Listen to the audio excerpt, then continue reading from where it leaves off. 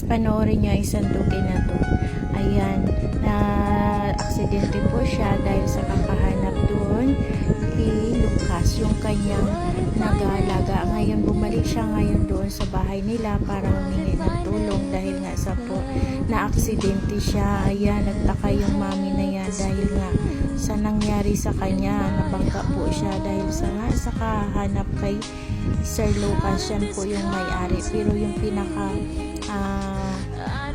nag-aalaga talaga sa kanya, yung hinahanap niya na si Sir Lucas. Ayan, nagmamakawa siya dahil nga sa na-fracture yung kanyang tuhod. Ayan, nagkita ni Mimi yung dugi. Ayan, naglambing talaga silang dalawa. Miss na miss nila ang isa't isa. Ngayon yung naghahanting na yan, nakita siya dahil nga doon sa banggaan na nangyari dahil sa kanya. Diba guys, tumakas siya ngayon. Ngayon, hingi siya na sa klolo doon sa Sir Lucas. Yung nag-aalaga talaga sa kanya.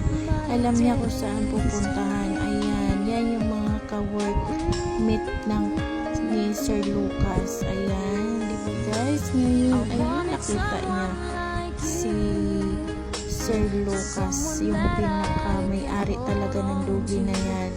Ayan, talagang miss na miss nila ang isa't isa, diba guys? Para siyang tao.